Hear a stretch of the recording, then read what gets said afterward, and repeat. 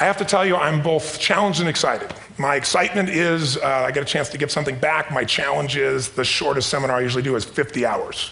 And I'm not exaggerating. I do weekends, and what I do more than that, obviously, coach people, but I'm into immersion, because how'd you learn language? You didn't learn it by just learning principles. You got in it, and you did it so often that it became real. And the bottom line of why I'm here, besides being crazy mofo, is that I'm really in a position, I'm not here to motivate you, obviously. You don't need that. And a lot of times, that's what people think I do, and it's the furthest thing from it. What happens, though, is people say to me, well, I don't need any motivation. And I say, well, that's interesting. That's not what I do. I'm the why guy. I don't know why you do what you do. What is your motive for action?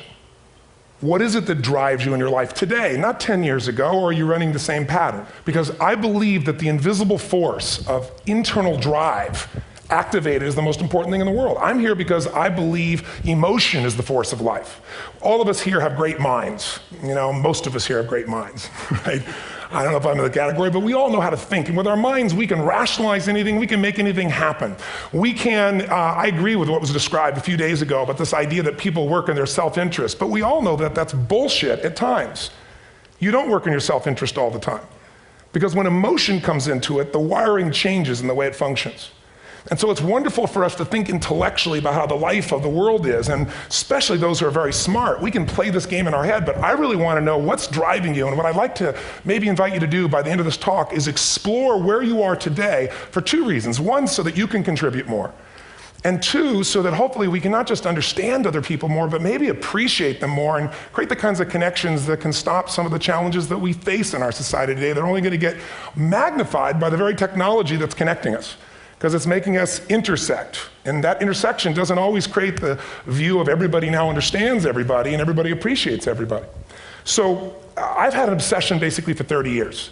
And that obsession has been what makes the difference in the quality of people's lives? What makes a difference in their performance? Because that's what I got hired to do. I got to produce the result now. That's what I've done for 30 years. I get the phone call when the athlete is burning down on national television and they were ahead by 5 strokes and now they can't get back on the course. And I got to do something right now to get the result or nothing matters. I get the phone call when the child is going to commit suicide, and I got to do something right now. And in 29 years, I'm very grateful to tell you I've never lost one in 29 years. It doesn't mean I won't someday, but I haven't done it. And the reason is an understanding of these human needs that I want to talk to you about. So when I get those calls about performance, that's one thing, like how do you make a change? But also, I'm looking to see what is it that's shaping that person's ability to contribute, to do something beyond themselves. So maybe the real question is, you know, I look at life and say there's 2 master lessons. One is there's the science of achievement, which almost everyone in this room has mastered to an amazing extent. That's how do you take the invisible and make it visible, right? How do you take what you dream about and make it happen, whether it be your business, your contribution to society, money, whatever it is for you, your body, your family. But the other lesson of life that is rarely mastered is the art of fulfillment. Because science is easy, right? We know the rules, you write the code, you follow those, and you get the result. Once you know the game, you just, you up the ante, don't you? But when it comes to fulfillment, that's an art. And the reason is it's about appreciation and it's about contribution. You can only feel so much by yourself.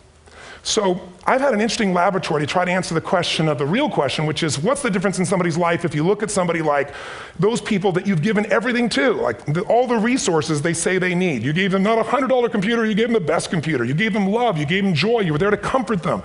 And those people very often, and you know some of them I'm sure, end up the rest of their life with all this love, education, money, and background, spending their life going in and out of rehab. And then you meet people that have been through ultimate pain, psychologically, sexually, spiritually, emotionally abused, and not always, but often they become some of the people that contribute the most to society.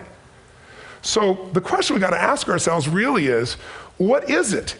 What is it that shapes us? And we live in a therapy culture. Most of us don't do that, but the culture is a therapy culture. And what I mean by that is the mindset that we are our past.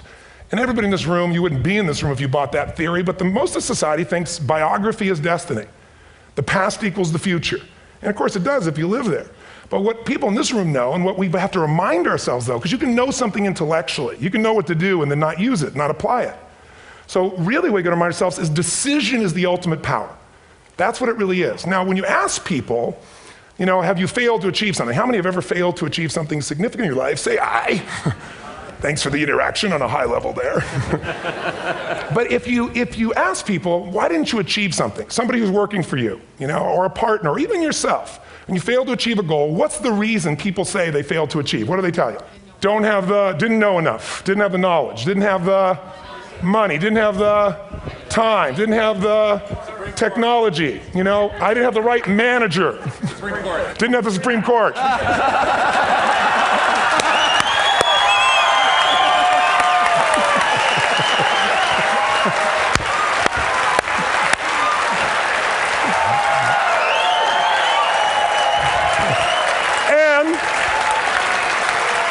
And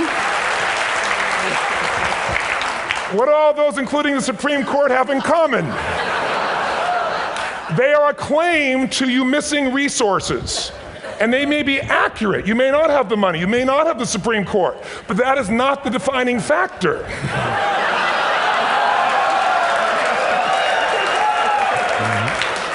And you correct me if I'm wrong. The defining factor is never resources, it's resourcefulness. And what I mean specifically, rather than just some phrase, is if you have emotion, human emotion, something that I experienced from you day before yesterday at a level that is as profound as I've ever experienced, and if you'd communicated with that emotion, I believe you would have beat his ass and won.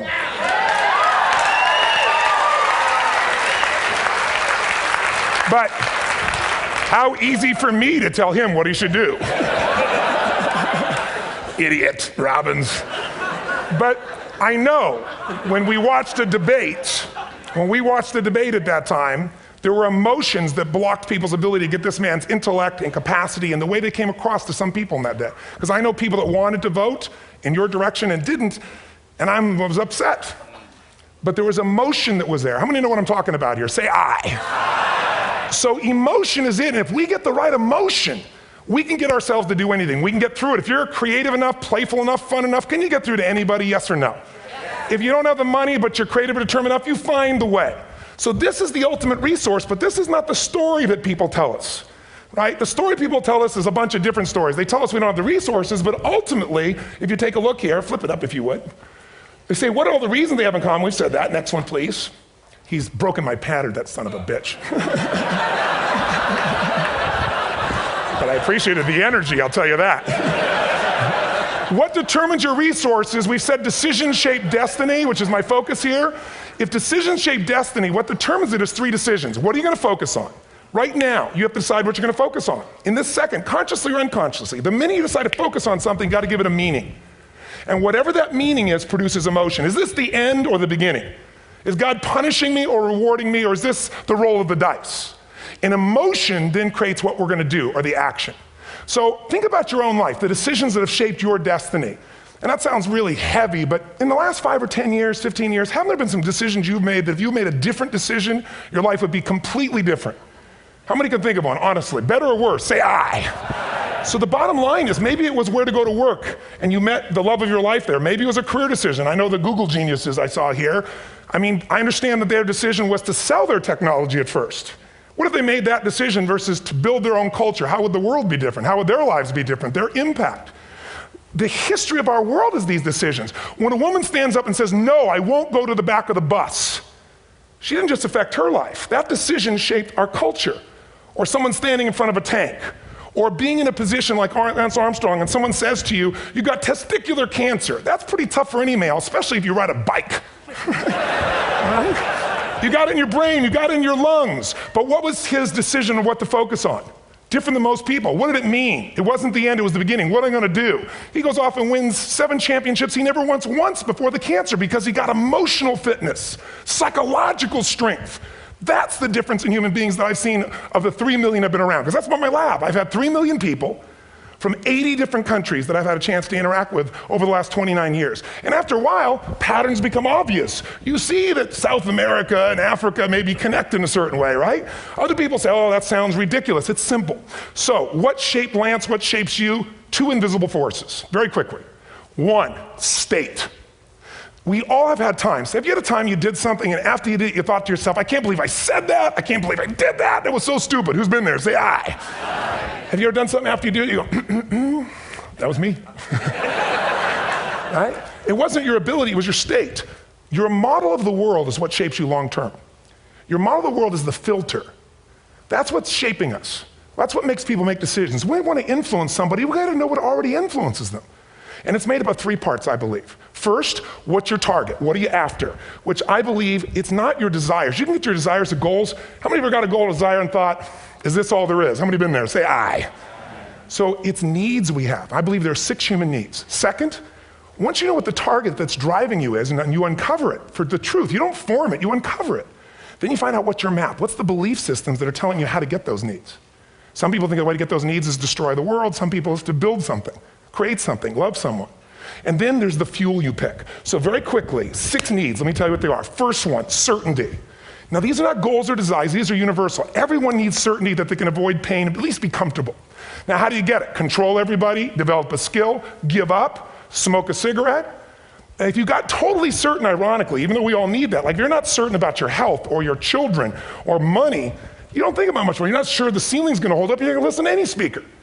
But while we go for certainty differently, if we get total certainty, we get what? What do you feel if you're certain? You know what's gonna happen, when it's gonna happen, how it's gonna happen, what would you feel? Bored out of your mind. So God, in her infinite wisdom, gave us a second human need, which is uncertainty. We need variety. We need surprise. How many of you here love surprises? Say aye. Bullshit. You like the surprises you want. The ones you don't want, you call problems, but you need them. So variety is important. Have you ever rented a video or a film that you've already seen? Who's done this? Get a fucking life. Right? Why are you doing it? You're certain it's good because you read it before, saw it before, but you're hoping it's been long enough you've forgotten enough there's variety. Third human need, critical, significance. We all need to feel important, special, unique. You can get it by making more money. You can do it by being more spiritual. You can do it by getting yourself in a situation where you put more tattoos and earrings in places humans don't want to know. Whatever it takes. The fastest way to do this, if you have no background, no culture, and no belief in resources or resourcefulness, is violence. If I put a gun to your head and I live in the hood, instantly I'm significant. 0 to 10, how high? 10. How certain am I you're gonna respond to me? 10. How much uncertainty? Who knows what's gonna happen next? Kind of exciting, like climbing up into a cave and doing that stuff all the way down there. Total variety and uncertainty. And it's significant, isn't it? So you're willing to risk your life for it. So that's why violence has always been around and will be around unless we have a consciousness change as a species. Now you can get significance a million ways, but to be significant, you gotta be unique and different. Here's what we really need. Connection and love, fourth need. We all want it. Most people settle for connection because love's too scary. Don't want to get hurt. Who here has ever been hurt in an intimate relationship? Say aye. If you don't raise your hand, you'll have had other shit too, come on. And you're gonna get hurt again. Aren't you glad you came to this positive visit? But here's what's true, we need it. We can do it through intimacy, through friendship, through prayer, through walking in nature. If nothing else works for you, get a dog. Don't get a cat, get a dog, because if you leave for 2 minutes, it's like you've been gone for 6 months when you show back up again 5 minutes later, right? Now these first 4 needs, every human finds a way to meet. Even if you lie to yourself, even if you have split personalities. But the last 2 needs, the first 4 needs are called the needs of the personality, is what I call it. The last 2 are the needs of the spirit. And this is where fulfillment comes. You won't get fulfillment from the first 4. You'll figure a way, smoke, drink, do whatever, meet the first 4. But the last 2, number 5, you must grow. We all know the answer here. If you don't grow, you what? If a relationship's not growing, if a business is not growing, if you're not growing, it doesn't matter how much money you have, how many friends you have, how many people love you, you feel like hell. And the reason we grow, I believe, is so we have something to give of value. Because the 6th need is to contribute beyond ourselves. Because we all know, corny as it sounds, the secret of living is giving. We all know life's not about me, it's about we. This culture knows that, this room knows that. And it's exciting. When you see Nicholas up here talking about his $100 computer, the most passionate, exciting thing is here's a genius, but he's got a calling now. You can feel the difference in him, and it's beautiful. And that calling can touch other people. In my own life, my life was touched because when I was 11 years old, Thanksgiving, no money, no food, and we're not gonna starve, but my father was totally messed up. My mom was letting him know how bad he messed up. And somebody came to the door and delivered food. My father made 3 decisions. I know what they were briefly. His focus was, this is charity. What does it mean? I'm worthless. What do I gotta do? Leave my family, which he did. At the time, one of the most painful experiences of life. My 3 decisions gave me a different path. I said, focus on, there's food, what a concept. You know? Second, but this is what changed my life. This is what shaped me as a human being. Somebody's gift, I don't even know who it is. I thought, my father always said, no one gives a shit. And all of a sudden, somebody I don't know, they're not asking for it, this is giving our family food, looking out for us. It made me believe this. What does it mean? That strangers care. And what that made me decide is if strangers care about me and my family, I care about them. What am I gonna do? I'm gonna do something to make a difference. So when I was 17, I went out one day on Thanksgiving. It was my target for years, have enough money to feed 2 families. Most fun thing I ever did in my life, most moving. Then next year I did 4, and I didn't tell anybody what I was doing. Next year, 8.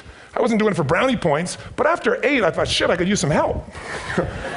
So sure enough, I went out, and what did I do? I got my friends involved, and I grew companies, and then I got 11 companies, and I built a foundation.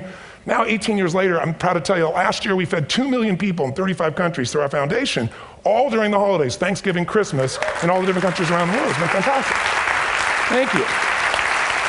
So I don't tell you that to brag, I tell you because I'm proud of human beings because they get excited to contribute once they've had the chance to experience it, not talk about it.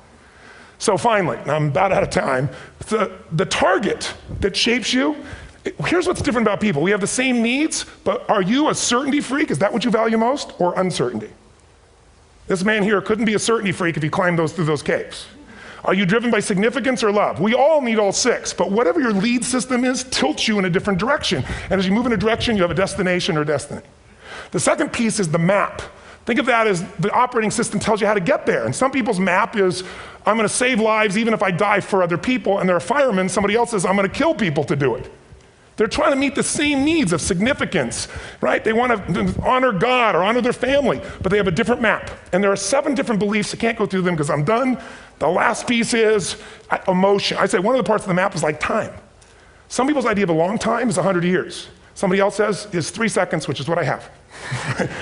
And the last one I've already mentioned that felt you. If you got a target and you got a map, and let's say, I can't use Google because I love maps, and they haven't made it good for Macs yet. So if you use MapQuest, how many have made this fatal mistake of using MapQuest at some time? You use this thing and you don't get there. Well, imagine if your beliefs guarantee you can never get to where you want to go. The last thing is emotion. Now here's what I'll tell you about emotion. There are 6,000 emotions that we all have words for in the English language, which is a linguistic representation, right? It changes by language. But if your dominant emotions, if I have more time, I have 20,000 people or 1,000, and I have them write down all the emotions that they experience in an average week. And I give them as long as they need. And on one side, they write empowering emotions, the other is disempowering. Guess how many emotions people experience? Less than 12. And half of those make them feel like shit. So they got 5 or 6 good frickin' feelings, right? It's like they feel happy, happy, excited, oh shit, frustrated, overwhelmed, depressed. How many of you know somebody who no matter what happens finds a way to get pissed off? How many know somebody like this? Or no matter what happens, they find a way to be happy or excited. How many know somebody like this? Come on. When 9/11 happened, and I'll finish with this, I was in Hawaii. I was with 2,000 people from 45 countries. We were translating 4 languages simultaneously for a program that I was conducting for a week. The night before was called Emotional Mastery. I got up, had no plan for this, and I said, we had all this fireworks, I do crazy shit, fun stuff. And then at the end I stopped, and I had this plan I was gonna say, but I never do what I'm gonna say. And all of a sudden I said, when do people really start to live? When they face death. And then I went through this whole thing about if you were gonna get off this island, if 9 days from now you were gonna die, who would you call, what would you say, what would you do? One woman, well that night is when 9/11 happened. One woman had come to the seminar, and when she came there, her previous boyfriend had been kidnapped and murdered. Her friend, or her new boyfriend, wanted to marry her, and she said no. He said, if you leave and go to that Hawaii thing, it's over with us. She said it's over. When I finished that night, she called him and left a message, true story, at the top of the World Trade Center where he worked, saying, honey, I love you. I just want you to know, I want to marry you. It was stupid of me. She was asleep, because it was 3 a.m. for us, when he called her back from the top and said, honey, I can't tell you what this means. He said, I don't know how to tell you this, but you give me the greatest gift, because I'm going to die. And she played the recording for us in the room. She was on Larry King later. And he said, you're probably wondering how on earth this could happen to you twice. And he said, all I can say to you is, this must be God's message to you, honey. From now on, every day, give your all, love your all. Don't let anything ever stop you. She finishes, and a man stands up and he says, I'm from Pakistan, I'm a Muslim. I'd love to hold your hand and say I'm sorry, but frankly, this is retribution. I can't tell you the rest because I'm out of time.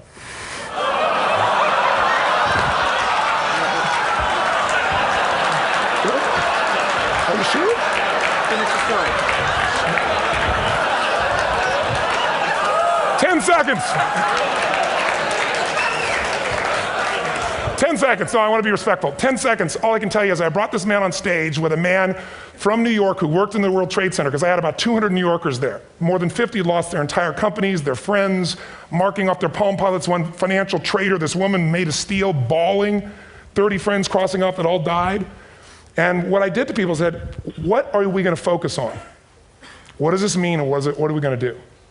And I took the group and got people to focus on, if you didn't lose somebody today, your focus is going to be how to serve somebody else.